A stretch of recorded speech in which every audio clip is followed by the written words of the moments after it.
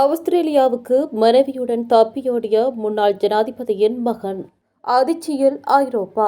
கடலில் நீந்தி ஒரே நாளில் ஸ்பெயினில் புகுந்த 60,000 பேர், பலர் பலி. கடலில் மிதக்கும் 17 கொள்கலன்கள். கடற்றொழிலாளர்களுக்கு அவசர எச்சரிக்கை. நீர்கொழும்பு கடற்பரப்பில் மீன்பிடி படகுகள் விபத்து. மீட்பு நடவடிக்கையில் விமானப்படையின் ஹெலிகாப்டர். ஈஸ்டர் தாக்குதல் விசாரணையில் மைத்திரியை நோக்கி வீசப்பட்ட குற்றப்பார்சல். திரும்பும் சட்டத்தின் கூர்முனை. கலிபோர்னியாவில் F-35B போர் விமானம் விபத்து. நூலிலையில் உயிர் தப்பிய விமானி. ஞானசார தேரருக்கு எதிரான வழக்கு. நீதிமன்றம் பிறப்பித்த உத்தரவு. சரத் பொன்சேகா படுகொலை முயற்சி. 17 வருடங்களின் பின்னர் சந்தேக நபர்களுக்கு பிணை. அனைவரையும் அதிர்ச்சிக்குள்ளாக்கும் பூஜித் ஜெயசுந்தரவின் குடும்ப நிலைமை. முன்னாள் ஜனாதிபதி ஒருவரின் புதல்வர் தனது மனைவியுடன் நாட்டை விட்டு வெளியேறியுள்ளதாக தென்னிலங்கை ஊடகங்கள் செய்தி வெளியிட்டுள்ளன. குறித்த இருவரும் ஆஸ்திரேலியாவில் குடியேறியுள்ளதாகவும் தெரிவிக்கப்படுகின்றது. குறித்த ஜனாதிபதியின் ஆட்சி காலத்தில் அவரது புதல்வருக்கு எதிராக பல குற்றச்சாட்டுகள் முன்வைக்கப்பட்டிருந்ததாக குறிப்பிடப்படுகின்றது.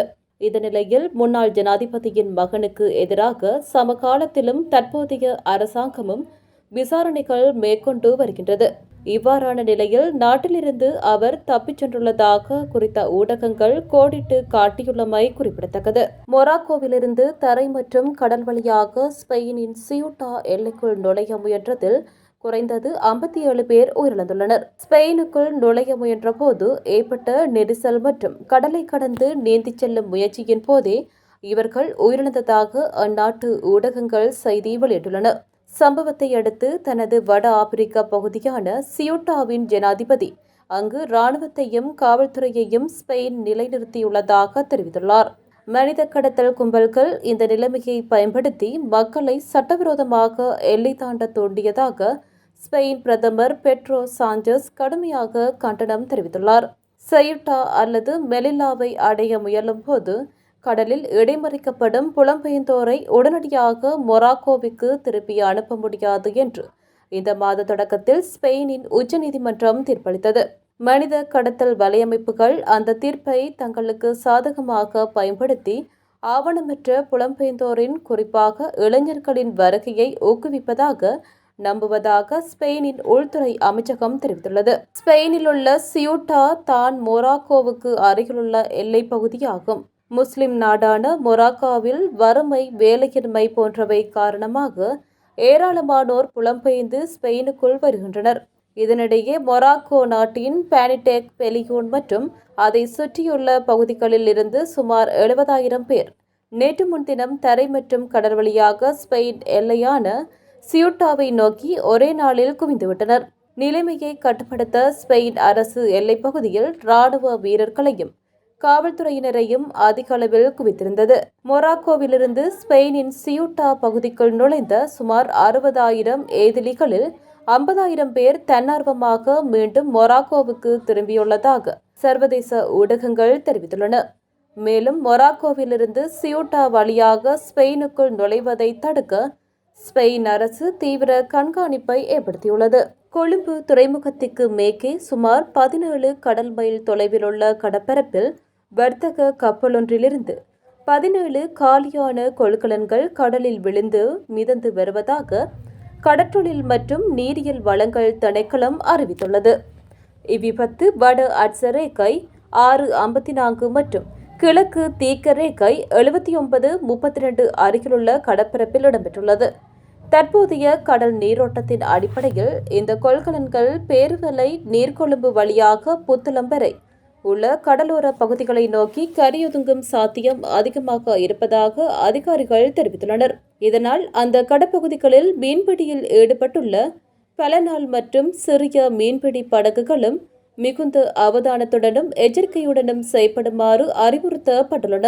மிதக்கும் கொள்கலன்களில் ஏதேனும் ஒன்றை காணும் மீனவர்கள் மற்றும் மாலுமிகள் உடனடியாக மீன்வளம் மற்றும் நீர்வள ஆதாரங்கள் துறையின் வானொலி தொடர்பு மையத்துக்கு தெரிவிக்குமாறு அல்லது அருகிலுள்ள மீன்பிடி துறைமுகத்தில் உள்ள அதிகாரிகளுக்கு அறிவிக்குமாறு கேட்டுக் கொள்ளப்பட்டுள்ளனர். மேலும் கடலில் மிதத்து வரும் இந்த கொள்கலன்கள் எங்காவது தென்பட்டால் உடனடியாக கடற்றொழில் மற்றும் நீரியல் வளங்கள் திணைக்களத்தின் வானொலி செய்தி மையத்திற்கோ அல்லது அருகிலுள்ள கடற்றொழிலாளர் துறைமுக அதிகாரிகளுக்கோ தகவல் வழங்குமாறு பொதுமக்களும் கடற்றொழிலாளர்களும் கேட்டுக்கொள்ளப்பட்டுள்ளனர். நீர்கொழும்புக்கு அருகிலுள்ள கடற்பகுதியில் பல மீன்பிடி படகுகள் விபத்துக்குள்ளானதை அடுத்து அதிலிருந்த கடற்றொழிலாளர்களை மீட்பதற்காக இலங்கை கடற்படையும் விமானப்படையும் இணைந்து கூட்டு நடவடிக்கையொன்றை ஆரம்பித்துள்ளன. மேலும் விபத்தில் சிக்கிய கடற்றொழிலாளர்களை தேடும் பணிகளுக்காக விமானப்படைக்கு சொந்தமான பெல் 412 ரக ஹெலிகாப்டர் ஒன்றும் ஈடுபடுத்தப்பட்டுள்ளது. நேற்று பிற்பகல் மீன்பிடி நடவடிக்கைக்காக சென்ற டிங்கி படகொன்று இவ்வாறு விபத்துக்குள்ளாகியுள்ளமை மற்றொரு மீன்பிடி படகு வழங்கிய தகவலின் மூலமே முதலில் தெரியவந்துள்ளது. இருப்பினும் இச்சம்பவத்தின் பின்னர் மேற்கொள்ளப்பட்ட தேடுதல் நடவடிக்கையின் போது மீன்பிடிக்க சென்ற மேலும் 3 மீன்பிடி படகுகள் காணாமல் போயுள்ளமை கண்டறியப்பட்டுள்ளது. தற்போது வரை விபத்துக்குள்ளான ஒரு படகில் இருந்த கடற்றொழிலாளர் ஒருவரின் சடலம் நீர்கொழும்பு கடற்கரையில் ஒதுங்கியுள்ள நிலையில் அதே படகில் பயணித்த மேலும் 2 கடற்றொழிலாளர்கள் காணாமல் போயுள்ளதாக தெரிவிக்கப்படுகிறது.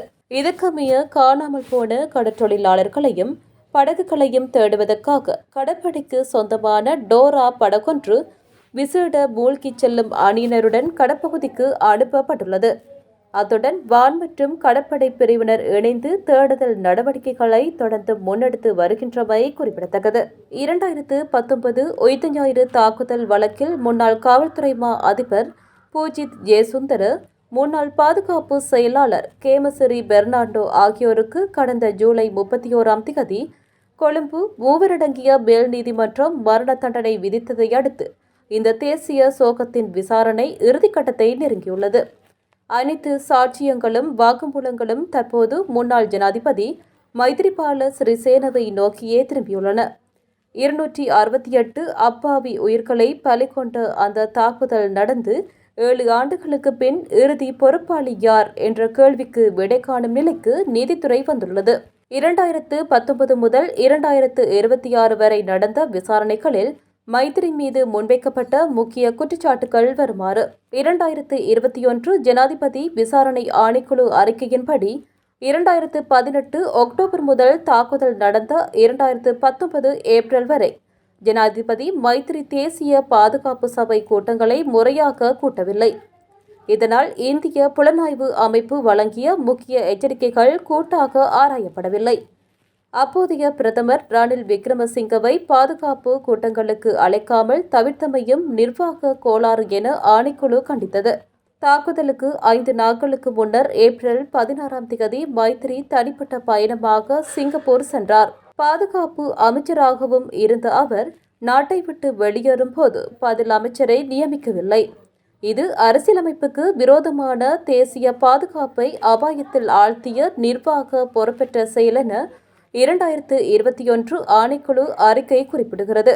ஏப்ரல் 20 மாலை 5:30 மணிக்கு நிலந்த ஜெயவர்தன ஏப்ரல் 21 தேவாலயங்கள் மீது தாக்குதல் நடக்கலாம் என தகவல் வழங்கினார். உடனடியாக சிங்கப்பூரில் இருந்த ஜனாதிபதி மைத்திரிக்கு வாட்ஸ்அப் மூலம் தகவல் அனுப்பினேன். பதில் வரவில்லை. இதையடுத்து உயர்நீதிமன்றம் ஜனாதிபதி மைத்திரிபால சிறிசேன தாக்குதலை தடுக்க தவறி மக்களின் அடிப்படை உரிமையை மீறிவிட்டார் என தீர்ப்பளித்து அவருக்கு ரூபாய் 100 மில்லியன் நட்டஈடு விதித்தது. மரண தண்டனை தீர்ப்புக்கு முன்னர் 2026 ஜூலையில் கேமசிறி பெர்னாண்டோ நீதிமன்றில் அளித்த வாக்குமூலம் மைத்திரி மீதான குற்றச்சாட்டை உச்சத்துக்கு கொண்டு சென்றது. தாக்குதலின் பின்னர் மேலும் சிலரை கைது செய்ய சட்டமா அதிபர் பரிந்துரைத்த போது மைத்திரி என்னிடம் பூஜித் ஜெயசுந்தரவையும் உன்னையும் மட்டும் கைது செய்தால் போதும், மற்றவர்கள் வேண்டாம் என நேரடியாக உத்தரவிட்டார். அதே வாக்குமூலத்தில் நிலந்த ஜெயவர்தன உயிர்த்த தாக்குதலின் சதிகாரர்களில் ஒருவர்.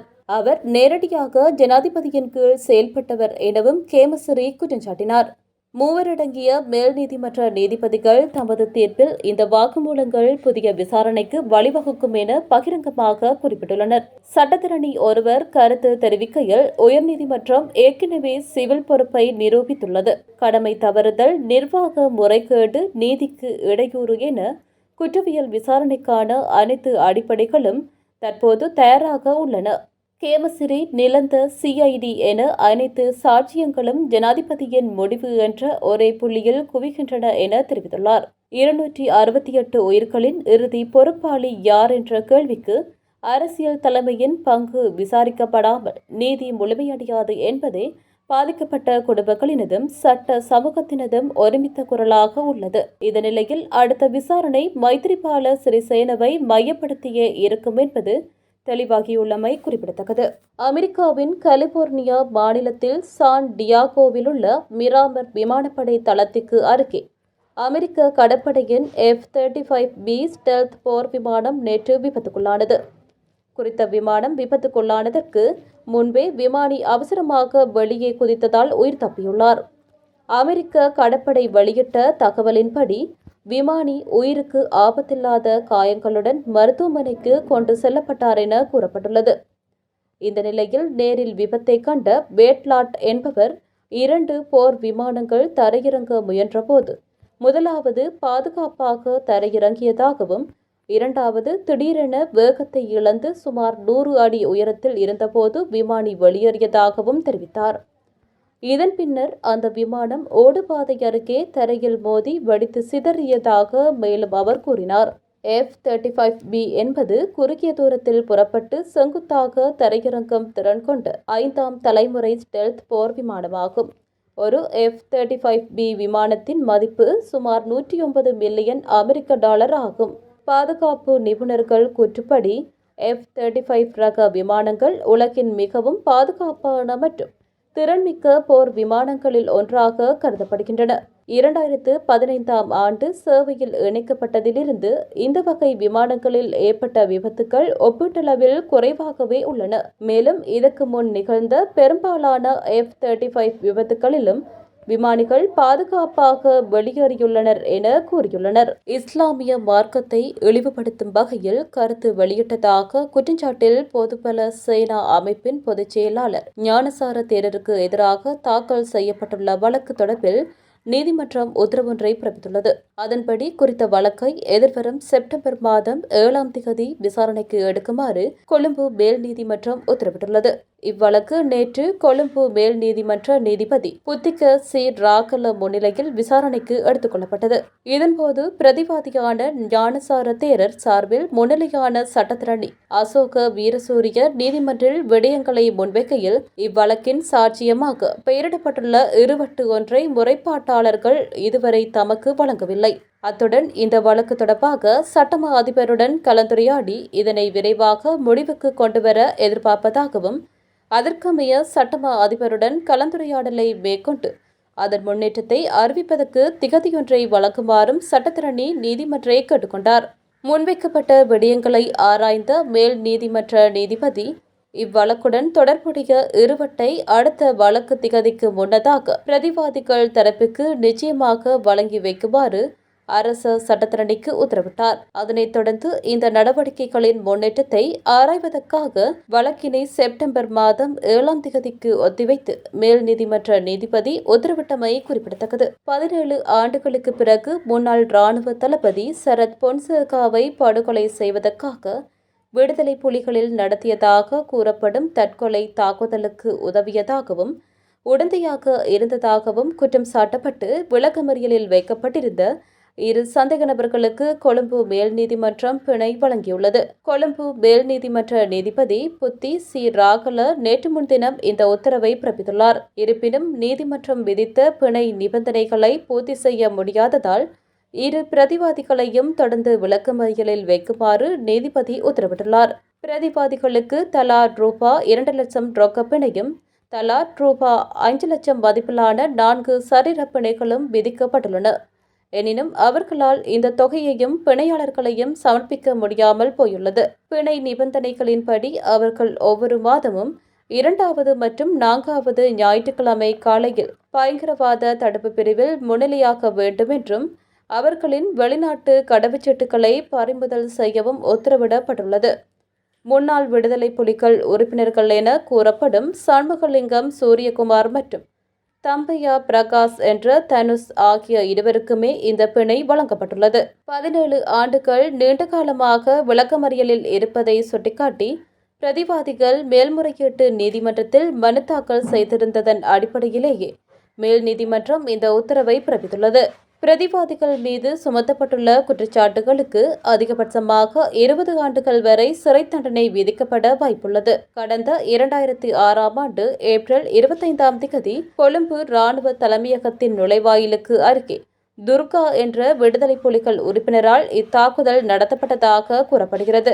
இச்சம்பவம் தொடர்பாக சட்டமா அதிபரால் பிரதிவாதிகளுக்கு எதிராக 230 குற்றப்பத்திரிகைகளின் கீழ் வழக்கு தொடரப்பட்டுள்ளதாக தெரியவருகிறது. இந்த தற்கொலைப்படை தாக்குதலில் அன்றைய இராணுவ தளபதி சரத் பொன்சேகா படுகாயமடைந்ததுடன் அவரது பாதுகாப்புக்கு நியமிக்கப்பட்டிருந்த ஒரு இராணுவ சார்ஜென்ட் 3 கோப்ரல்கள் உட்பட இராணுவ வீரர்களும் பொதுமக்களும் உயிரிழந்திருந்தனர். இந்த வழக்கிற்கு மேலதிகமாக போரலஸ் கமுவ பகுதியில் முன்னாள் ஜனாதிபதி மைத்திரிபால சிறிசேனவை கொல்ல முயன்ற வழக்கு மற்றும் வேலிவேரியவில் முன்னாள் அமைச்சர் ஜெயராஜ் பெர்னாண்டோ புள்ளே படுகொலைக்கு உடந்தையாக இருந்த வழக்கு ஆகியவற்றிலும் இவர்கள் பிரதிவாதிகளாக சேர்க்கப்பட்டிருந்தனர். இதில் ஜெயராஜ் பெர்னாண்டோ புள்ளே கொலை வழக்கில் பிரதிவாதிகளுடன் முன்னாள் உதவி காவல்துறை கண்காணிப்பாளர் லக்ஷ்மன் குரேவும் விடுவிக்கப்பட்டார். முன்னாள் ஜனாதிபதி மைத்திரிபால சிறிசேன வழக்கில் இவர்களுக்கான பிணை உத்தரவு எதிர்வரும் ஆகஸ்ட் மாதம் 7ஆம் தேதி அறிவிக்கப்படவுள்ளதாக தெரிவிக்கப்படுகிறது.